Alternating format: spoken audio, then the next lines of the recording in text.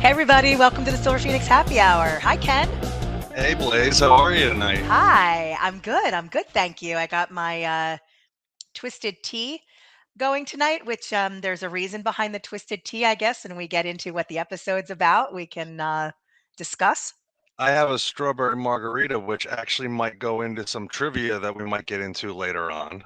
Okay. I see you're wearing a cape and I have a bow in my hair. I would say Um, you asked me to get dressed up, and I don't know how I feel right now. I feel a little out of place and awkward right now. I have Toto here, if that matters. So we just gave away what we're doing, but this is a Wizard of Oz this week, slash Wicked.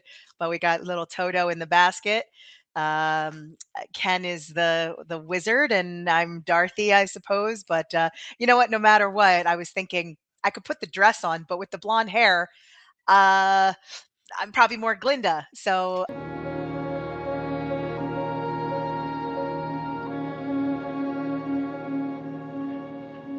No, I know we're not in Kansas. I'm sure there's been productions of the show where there have been blondes as Dorothy at some point. So I believe I saw one actually years ago. Really? Oh, Yeah, I haven't. Even like with all the different ones that they've done, like Return to Oz and Oz the Great and uh, Powerful. yeah, yeah. They have all these different ones, and I've never seen a Dorothy that has blonde hair. It's always Glinda, right? You brought up Return to Oz just Yeah. now. Don't you have a little bit of a weird kind of history with that movie? I actually, a lot of us did. I mean, were you one of the kids growing up that was actually scared of that movie? Yes, I remember actually, I think one of my first times with you on your old show that you had, being your guest on the show for the movie awards, and I had that question to read. Which movie was, I think it was like, which kids movie was the scariest out of all the, and it was 100%, that Return to Oz one, because the heads and the interchangeable heads and just creepy, creepy, No, creepy. with the Wheelers or whatever, they were kind of creepy with Yeah. like their heads would go down. And there was like a face on the top of the head, and Yeah, so bizarre. Gonk or whatever it was, the thing that they wrote in with the moose head on the front, and there was some weird imagery in that film. It was very, very strange. Even if I watched it now, I think I'd still be a little creeped out. It sort of reminded me of what was that movie when they drained her essence? That was The Dark Crystal. a Dark Crystal. Oh, That's still one of my all-time favorite movies. creepy though, right? But so last week was August 25th was the anniversary of The Wizard of Oz. 1939. I mean, talk about something that has stood the test of time. It's still beloved, it's still iconic. Um, I love the fact that it was Technicolor and black and white. Like I know the beginning and the end, and then in the middle there, for one part it was the black and white when they were in Kansas, and then Right. not in Kansas anymore. It was Technicolor. I mean, how brilliant was that in and of itself?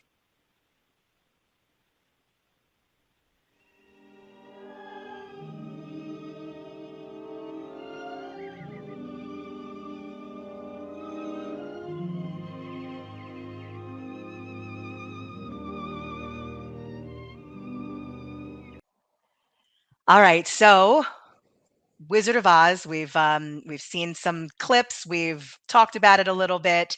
Let's get to our guest because I'm really, really excited about this. I actually know our guest a little bit. We're not like know each other extremely well or anything, but I had done a movie called Blue Halloween several years back for Anna Islandsfeld, who was in Wicked on Broadway and in a bunch of other shows. And Lindsay was nice enough to come in, and she was part of the movie Blue Halloween. So let's welcome Lindsay. Hi, Lindsay. Hi, Hi, how are you? I'm so good. I'm happy to be here. Thanks for having me. Yeah, you're welcome. So where are you? Where are you living these days? So I'm in Morgantown, West Virginia, which is like an hour south of Pittsburgh. Right, which So, is, I have a lot of family there, so hopefully they all can tune into this because they can cheer on another yeah. Morgantown girl. Where are you from Yes. originally? You're from Pittsburgh originally, or you're from Morgantown originally? Yeah, originally from Pittsburgh. Okay, So when I moved here, I was like, I can't believe I live in West Virginia. Like I never thought I would. And it's right, actually an hour from my house, so, like my parents' house. So it's not even that far or right. weird that I live here. So Yeah. then, what brought you to New York? Was that for theater, or was it for what was it for exactly that brought you to New York? Yeah. So I always wanted to live in New York when I was younger. And I didn't always do theater. I actually didn't do a show until my junior year of high school because I was bored of cheerleading. And it was like we didn't compete at my high school. So it was just like a club that was full of drama and not that great. And the teams weren't great. Like everybody were losing all the time. So I was just intrigued to do the musical. And so ended up doing it. And everyone's like, you're actually good at this. And I was like, okay. And it was just, it was like the first time I felt like I was with people that cared about something other than like partying on the weekends. It was Right. like, oh, we all care about a thing.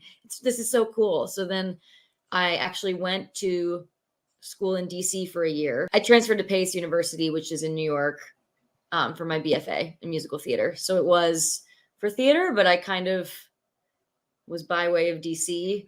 And I think that was a good like stepping stone for me. Just like big, Absolutely. but not as, yeah. So what was the first musical that you did in high school, and then what was the first one you did when you got out of college? Yeah. So the first one in high school was Anything Goes. I was a teen passenger. Oh, And fantastic. I was like, this is it. This is everything. It was like, so it was just like magical. I loved it so much. And then the first one out of high school or out of college, did you say? Out of, in New York. Yeah. So the first one I did in New York actually was Bring It On the Musical, which was, Okay. I was a junior in college and I booked the national tour because they did a pre-Broadway tour. So I booked that and I left Pace for a month to be a vacation swing. So I went Right. in for somebody's vacation and then I replaced the same girl on Broadway that December. So that was my senior year. So I was like, it's all working Amazing. out. Like Yes. my path to stardom is just it's right there. So that was really cool. That's Mhm. amazing. What was it like, your first Broadway experience? Like, what was I'm so that was what I will say that that was a dream that I had when I was younger. As a singer, I had a very opera voice. It was very Christine and Phantom, and Mhm. then unfortunately I had tumors on my vocal cords. So that dream was like Oh, I still sing, but a different kind of singing, and it's how tough Broadway shows are. It's 7, 8 shows a week, and I didn't know if my voice could handle it, so I just kind of stopped. I got rid of that dream pretty much, but I live vicariously through everybody else because I love Broadway so much. I know Ken does too as well.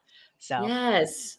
Well, I'll tell you, doing it's weird because it was a cheerleading musical. yeah, So it's sort of like when I auditioned for it my junior year, or no, my sophomore year of college, and I didn't get it. And I was like, but I am a cheerleader. Like that was, it was like I was so mad at myself that I didn't go further. And then I auditioned again the following year, which was my junior year, because they had auditions again. And I made it. Before those auditions, I actually went to a master class that Andy Blankenbuehler taught. He was the choreographer. yeah, And I went and I like learned a lot of he taught a combination from the show. And then so when I went to the next audition, I already knew it. So I was like, okay. So I acted it while everybody else was still learning it. right. And I remember booking it and then yeah, being on like opening on Broadway it was a couple things. It was like surreal, but also like, oh, this is kind of the same, just like bigger budget. Like it's like not different. It's the same people. It's actors and crew and it's the stage manager. Like it was more similar, which was kind of surprising, but also my opening night, so it was a cheerleading musical. So there were at the end of the show, there's like nationals. Hmm. So it's like the good routine and then like the routine that breaks all the rules. Cause it's like the preppy school that like has to do everything right. And then like the rebel school that's like, we're not listening to the rules. But like for the good routine, it was supposed to be good. And there was like 7 swings on. So like a lot of people, there was somebody doing a roll they had never done for the first time. And there were a bunch of swings on. And so there was a moment where we're like crossing down stage and I had like traffic with one of the other swings. So we like stalled and then a stunt came down and landed on me and I went down and the whole audience was like, whoa. And then all my friends were in the front row. And also there was like a big group of kids that night, like in the balcony.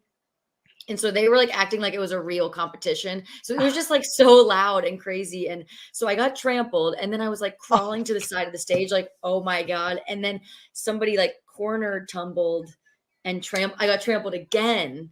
It was just like, is this really happening? Like it couldn't get worse. I mean, I guess if I was really hurt, but I was also like, just keep going. And I just kept going. And then I get off stage. And the stage manager ran up to me and she's like, are you okay? And I was like, I think so. I'm just really embarrassed. Like, and there are like cheerleaders, like real professional cheerleaders in that show doing the crazy stunts. And they were like, that was like a real cheer routine. You know, like it wasn't supposed to be like that. It was supposed to be perfect because it's a musical. It's not actually like a competition where people are messing up all the time.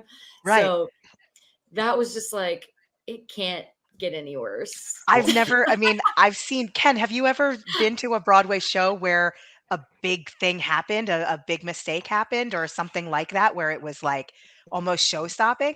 The closest I saw was the trap door in the Phantom's Throne at the end not opening.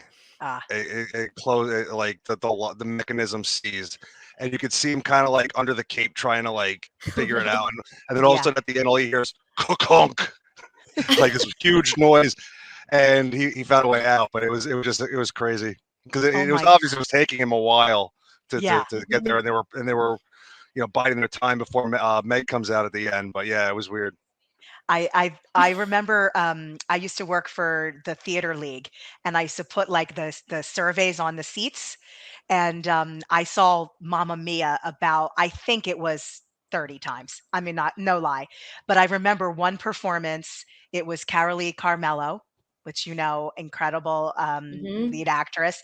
So it's Carolee Carmello in that lead role of Donna, and it was her big song, "Winner Takes It All," and the power went out, and she sang for a minute, like, well, not a minute. She sang, she kept going for like 30 seconds without anything. But these are tracks. It was not an orchestra, it was tracks. So she just turned and walked off stage.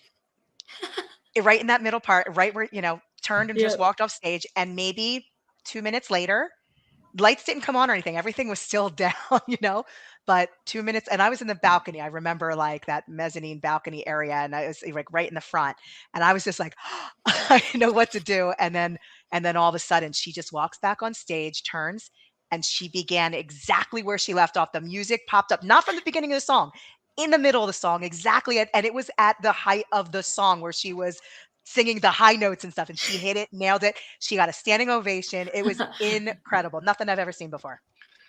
Now, Lindsey, real quick, in the middle of a moment like that, like what goes through your head, and how do you pick yourself up and compose yourself afterwards? Do you guys remember that video of David after the dentist?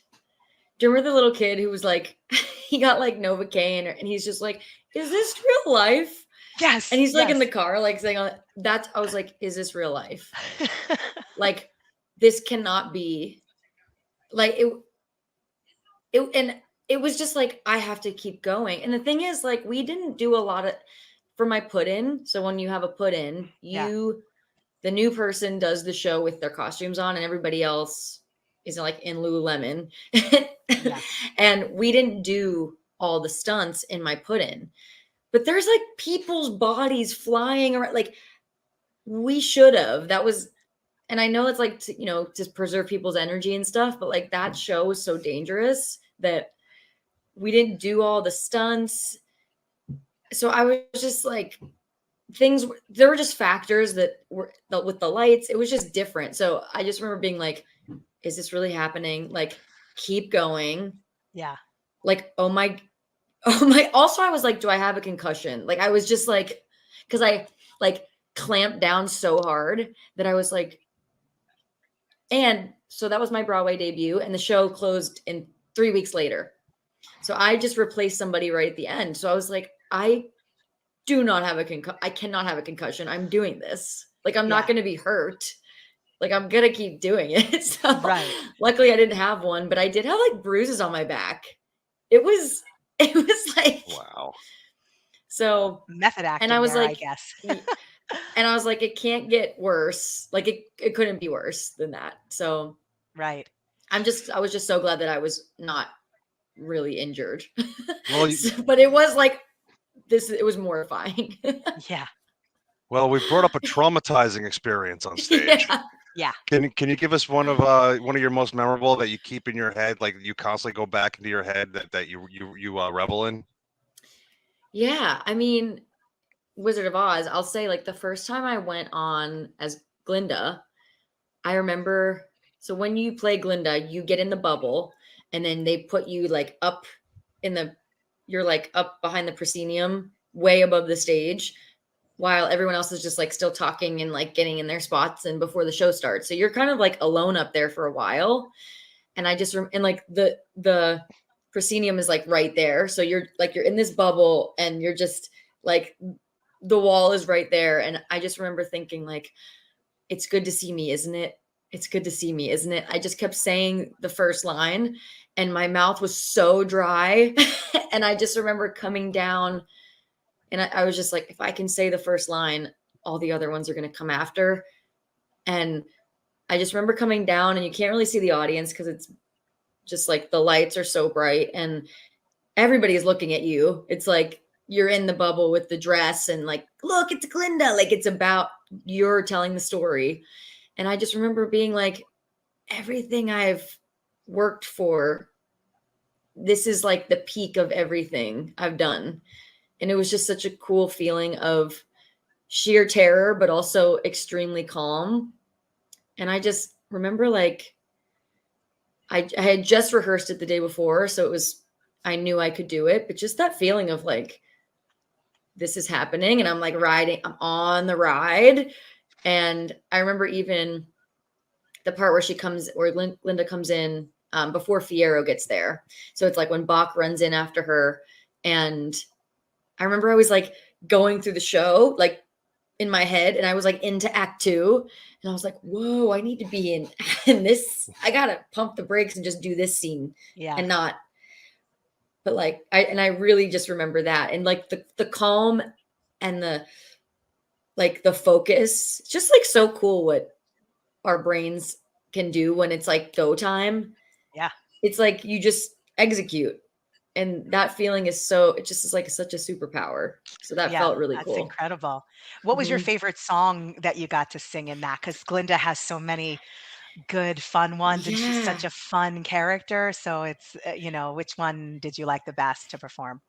I loved doing Popular because it's just so, like, you could just be crazy and so silly. It is very choreographed, though. Like, if you watch it, that was a surprise to me when I got there. I was like, oh, this is pretty much like, go here, do this. It's very much blocked, but then you can play within that. But I also loved Thank Goodness, because it's like, then you get to, like, Glinda's the best because you get to laugh and you get to cry. Like, you get to make people laugh, you get to make people cry. It's like you go on such a journey. So definitely like Popular was just so fun. And it was really cardio too. I remember just being like, okay, like you have to like really breathe. Cause if you get carried away, it's like you go crazy and then you can't sing. So that was kind of surprising and something to work with in that song. But I just loved being crazy. So I guess it would probably be Popular. Yeah. Since you mentioned, getting out of breath and stuff, I know that you teach yoga. Did you teach back then? And is that a technique that you use to help you? I didn't teach then. So okay. I didn't start teaching until after I got back to New York after Wicked. And that's when I started meditating. And when I started meditating, I was like, I started going to yoga. It was like yoga for actors. And I really loved that. And I was like, oh, I want to teach like chakra yoga for actors or something like that. And that was, like when I was in Wicked, I didn't even like work out. Like I mean, I was like right out of college and I had gone to a lot of yoga. I would go to Yoga to the People in New York. And so I would sometimes work out, but that was not, it wasn't, I didn't see like I didn't know that the mental benefits of it and how I would really learn that it's something I needed to do to stay sane and happy in New York, especially. Right. And just mental and physical. But like, yeah, at the time I not really. Yeah. Cause I wasn't teaching then. Hey, Lindsey, going back and again talking about popular, because it is one of the big songs of the show, and every actress that I've ever seen brings something of themselves to it. Mm-hmm. Doing a production, doing like a national tour production like you did, is there any kind of room for ad-libbing during a song like that? I mean, or is it all bullet points? Everything has to be hit. You could kind of ad lib when it was like, you know, the part where it's like ball gown, like when Glinda's like using the wand, you could kind of be like, you could kind of like say some things under your breath, but they are pretty on everybody to keep the integrity of the show. Right. So if you started to stray too much, they'd be like, reel it in. Cause it also is just so good. Like the material is good. You don't need to really add things, but it was sure like definitely tempting.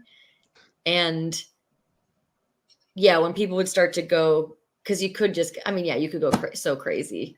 And it would be fun to see people's different things, but they would really like be sticklers for us to stay true to the script.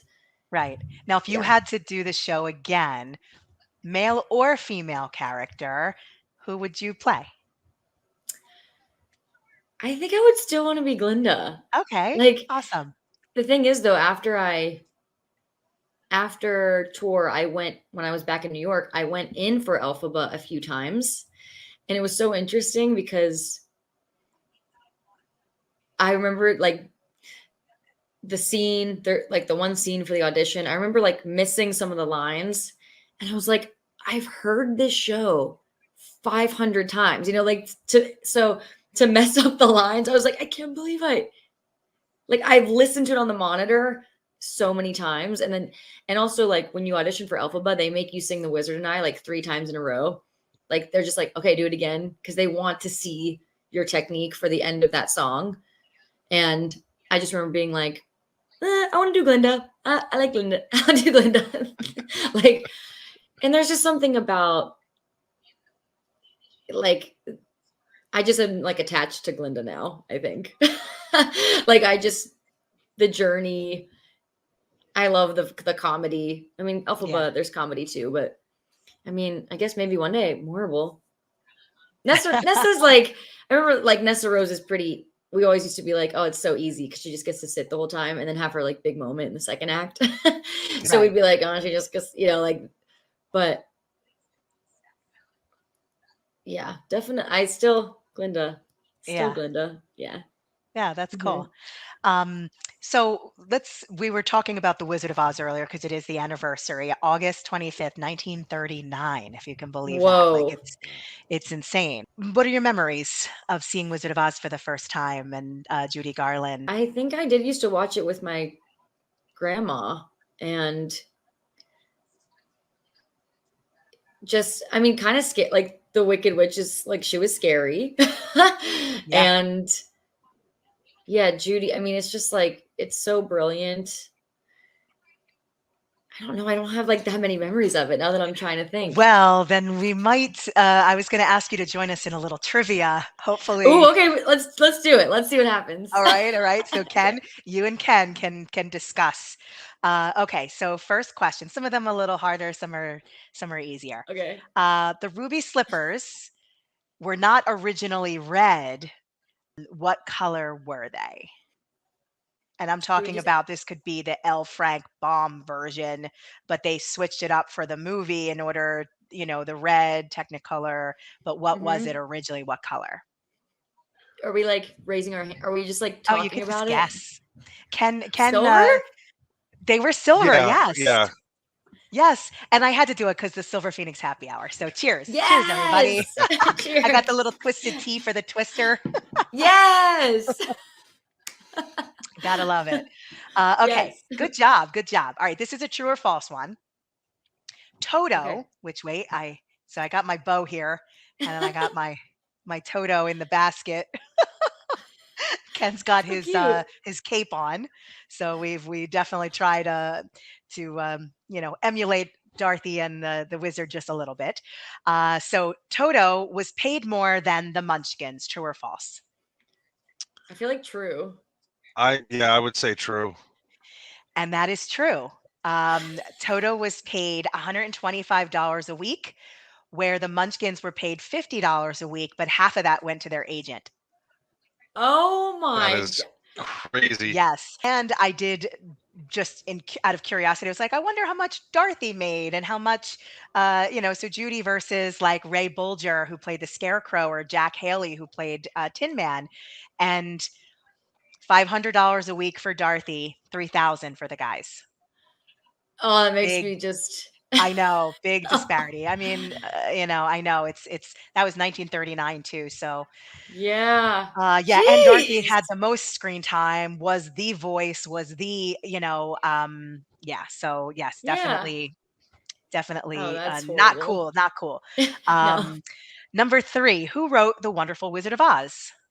That was L. Frank Baum. That's correct. Oh. Yes. Yes, yes. All right, so this one is a who said it. I'm just going to give you the quote and then you tell me who said it. Okay. You have no power here. Now be gone before somebody drops a home on you too, or a house on you too. Oh, Glinda. Yeah. You better get that one. Yeah. Like, wait, I know this. Yeah. That's why I left it for. Yeah. Yes, thank you. Yes. Number 5, there's no place like home. Dorothy. Dorothy. Yes, Yeah. 100%. Okay, I like this one. A heart is not judged by how much you love, but by how much is in your heart.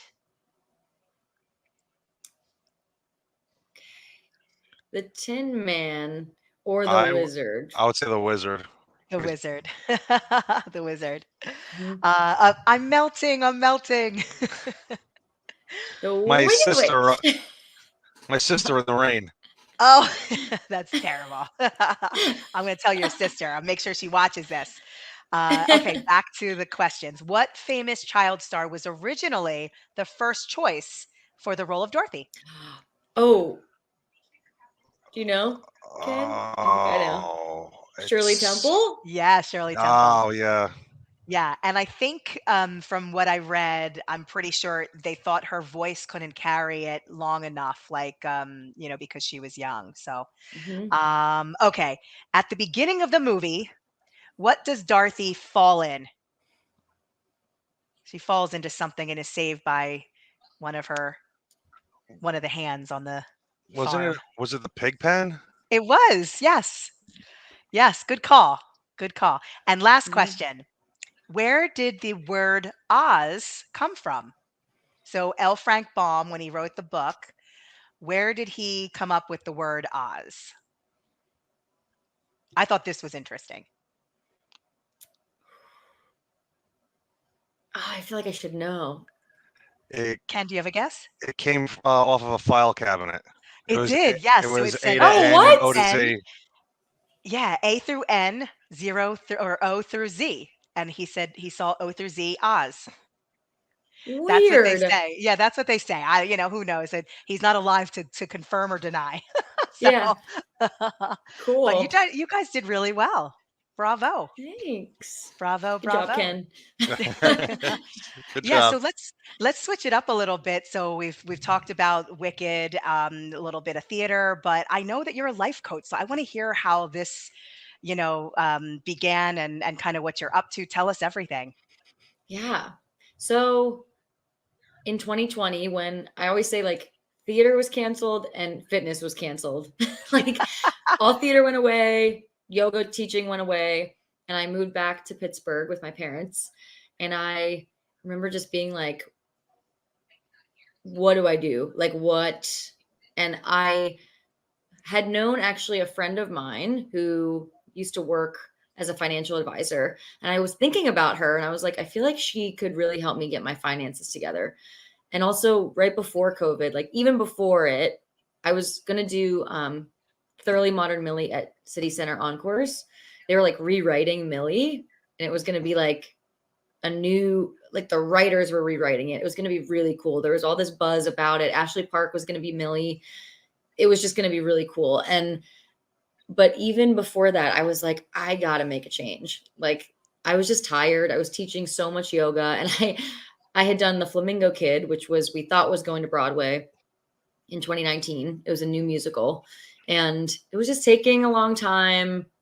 It like a year, we're still waiting, like a year later, don't know what was going to happen with it. I was teaching a lot of yoga, and then COVID happened, and I was like, okay, so like, this is a change, like it was a change that I didn't choose, but I was ready to just like reassess. And so I started working with my coach. She worked as a financial advisor, and she reached out to me because I started teaching yoga on Zoom, because I was like, what else can I do? So I started teaching yoga. She wanted to come to class, but she couldn't that day. And then we started talking about coaching. She was like, oh, I'm a life coach now. And I was like, oh, I might need this. Like, this sounds, there's something here. Let's have a conversation. So we talked, and I was like, yes, I need this. And I thought it was about the money, but it was about so much more than that. And just working with her, I never felt like my life was on pause with COVID. I was just like, what can I do? And I met my partner in Pittsburgh during COVID. So we met on Hinge. And then I created a musical theater class series with my friend who's a casting director in Pittsburgh. And then we got hired at a charter school because of our classes. I also won $50,000 on a game show. I was on $100,000 pyramid. So I was just like, God, that's fantastic. Thanks. That yeah. And like, so amazing. Like I was just like making it work. I was really like riding this wave of just like, what can I do? Showing up, teaching at the charter school. Okay. So I was teaching at a high school, and then my partner at the time was a lawyer. So we were moving to Philly, which, Blaze, where you're from. Yeah. And I was like, I really think I could be a coach. And I had already been teaching yoga privates that were turning into coaching sessions. It would be like mostly talking and then like a little bit of yoga. And I was like, I love the coaching part, not as much the Warrior 2 part. So it just felt like a natural transition. And then I opened my business, and a lot of people came to me. And so right now, the people I work with are mostly actors, writers, directors. They all have a creative streak. So I like to say I help creatives love their creativity, and I help them do it full time. So whether that's like some of them have a day job. Like I have a client who I talked to today, and she just finished writing her children's book, but she has a full-time job, but we've created a way of being for her that she's like a full-time writer, even while she's at her day job. Right. So it's like, and just like coming back from the pandemic, a lot of actors and writers just coming back in and like loving it again and showing up for it, and not having like one foot out, one foot in, but just like going all in for it. And it's just been amazing, and I love it. And I kind of feel like it's acting and yoga had a baby, and it's coaching. That's what it feels like. Yeah. So, and I love being able to travel. Like I'm in Morgantown now. I love being able to go back to New York. I go back a couple times a year, and I was going to do a show actually in October that would be a month long, and the producers moved it back. So I don't know when it's going to be, but it's like, it was a workshop, but it's like, I love that I can do that. And I love that I can live here, and I just feel free now. I feel like I don't have to be in one place. I love the freedom of it. And I love like the art of coaching. It's sort of like, I'm so interested in it, and how I can, like, I'm just always thinking about how I can improve, how I can help my clients. And I love when they book things, or they like write their pilot, or they like have a meeting with Warner Brothers or something. It's just like so fun. So, so I how feel like would somebody find you if they want to? I mean, we're scrolling your Instagram right now, but yeah, exactly. Yeah. But is there another way that they can find you to learn more about, you and the life coach I don't know if you call them classes or life coaching Yeah, like sessions, maybe? Yeah. So basically Instagram's the best place because I also have my email on there, my coaching email, and people can send me email there. And you can also just see on my Instagram. I also have stuff on Facebook, but I think Instagram's probably the best place where like most of my content is, and you can kind of see how I work, and you can read a lot of the stuff that I post and just get a feel for if that would be something you're interested in. Yeah. Cool. So definitely Awesome. Instagram is the best place. Definitely. And Ken, do you have a question before I ask our last one that we always ask? I do, only because I'm curious that you brought it up, saying that you were on Pyramid. Who did you play along with during your episode? It was Dr. Oz and his daughter Daphne. Okay. If you want to watch it, it's on Hulu. It's season 5, episode 2, the second half hour. How funny though, Dr. Oz. Yep.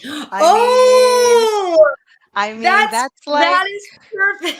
Yeah, that's like that's kismet, if you will. Like, I mean, I feel like that I was like supposed to say that so that we could tie that together. Yeah, 100%. Yeah. Yep. So he wasn't the best, but you'll see what happens if you watch it. I think I remember the episode now. You do? Well, I mean, it's not like Dr. Oz makes a lot of appearances on game shows, so that's true. Yeah, I don't think he really practiced. From what I remember, I don't think he did either. Yeah, but he kind of messed up, which actually allowed me to advance in a certain. So like it actually all kind of worked out. But if you want to watch it, you'll see. Yeah, and that was like my job in 2020. I was like, I just trained for that. Like, I practiced so much. So love it. Yeah, it was great. So the question is that we end all of our interviews with is, and I'm excited about this one because as a life coach and then in the business, I'm really excited about your answer here. But what piece of advice would you give to someone that's coming up in the business, or even somebody that just wants to start, and they're newly into it? What pieces of advice would you give? What's coming to me now is like, find the fun, like keep it enjoyable. Yeah. Because it's going to be hard.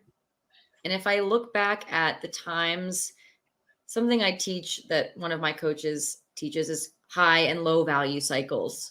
And like, when you're in a high value cycle, it's like learning and you're engaged and you're passionate and you're showing up for it and you're like open to opportunities to learn. It's like, you're engaging with it as like you're co-creating with it. And then if you think about a low value cycle, it's like, why am I doing this? This is too hard. I should just do something easier. Like just noticing like the thoughts when you're in the flow and noticing when you're out of it. And I think also just learning how to fail and not make that mean that you should quit. Like learning how to embrace failure and failing forward versus like using failure or mistakes as like a reason to quit. Because that's the only difference between people that make it and people that don't. It's like how your relationship to failure. And I see it even with my business. It's like learning how to like expand. And so something is a good question could be like, how would you treat your career? Like that could be your performing career. How would you treat your career if you knew you couldn't quit it? Yeah. Because it's like, what if it was just, and also you can decide if you don't want to do it anymore. So it's like just being real with yourself. If you really want to do it, and if you don't, great, that's fine too. But just if you really want it, like being in it for the long haul, and like dating your career, like let it be it's a relationship that you're in. So keeping it like flirty and fun is the like do that. Yeah. That's how you keep showing advice. Up. Yeah, I love that. That's the perfect advice. Well, I'm going to say cheers to that because I love that. My water. That idea of flirty and fun. Absolutely. That seems it's like right up the alley. And also find, kind of that find the fun is is exactly what, even Wizard of Oz, if you look at Wizard of Oz and the story in and of itself, it's this adventure, right? It's an adventure that she went on, and ultimately it was about going home. But who knows? I'm always so curious too, like what the real story was. Was it a dream? Was it, did it really happen? Like, kind of, and I love that you don't really know the answer exactly. We didn't get the answers written out for us, and I love that. Yeah. Yeah, that's like the fun of it. It's like, is it real? Also, what is real? Yeah. What even is real? Yeah. Mm-hmm. Yeah. Well, thank you so much. This is Lindsey Brett Carruthers, and we're so happy that you joined us today. And we're gonna promote your Instagram and just promote you any way we can, because we love you and wish you the best. I hope that you come back on if you do another show, or if you want to talk about anything else. Please let us know. We'd love to have you back. Awesome. Thank you so much. I appreciate it. Yeah, it was definitely a pleasure meeting you. Thank you so much. Thank you, Ken. Thank you, Blaze. You're welcome. We'll Sending talk you soon. all the good Take vibes, care. and we'll see you soon. Yeah. Bye. Bye. Take care. All right. Wow. What a great interview. I love her. She's awesome. Yeah, I knew that you would. It's I think too that there's sometimes people that you meet, um, and again, I've said this a couple weeks in a row, but the word authentic comes to mind immediately, and I even remember that from meeting her. We worked like an overnight too for Blue Halloween, the movie that I met her on, that I directed, and authentic, like that's 100% the word. And I'm so happy that she's life coaching now, because and still pursuing her music theater um in general. I hope she does more film and other things like that too. But yeah, 100%, it's just so cool to watch somebody like that flourish and kind of see what they're going to do next. I'm curious what she's going to do next. Speaking of next, Yeah, we still have to find out what Nicole has for us in the kitchen tonight. we do. All right, let's see right now. We can roll that clip.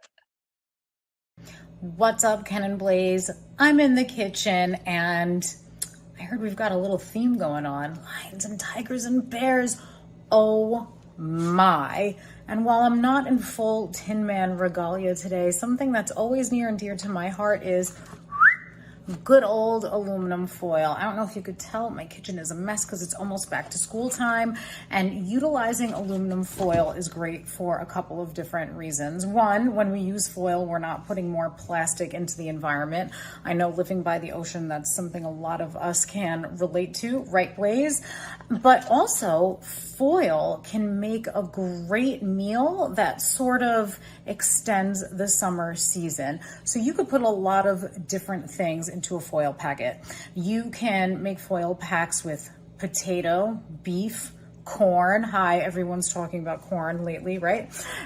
You can also take something like brisket and cook it in there. You can make your own s'mores packets.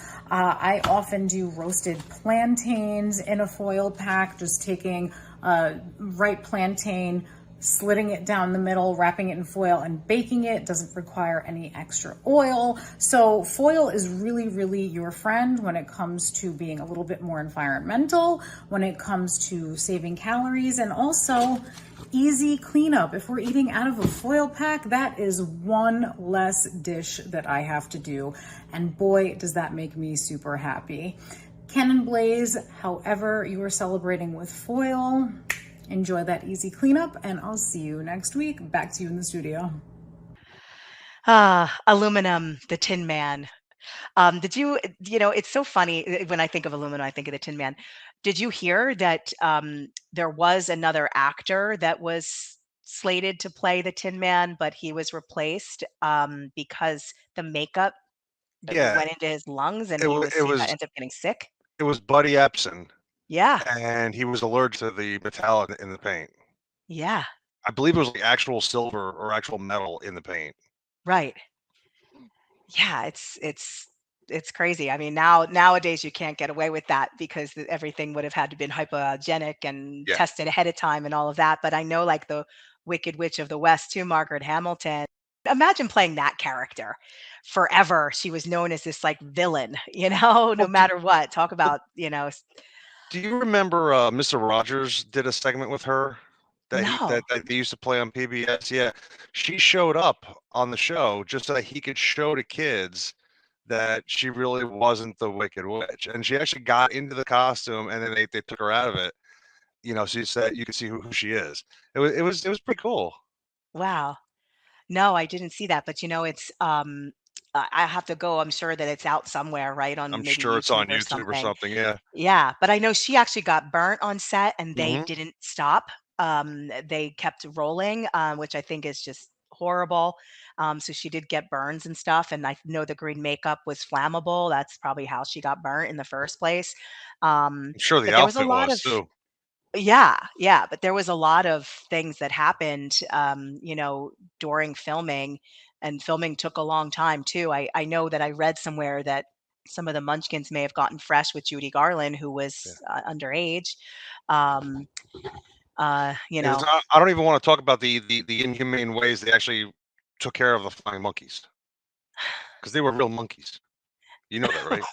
were they? No, I didn't know No. that.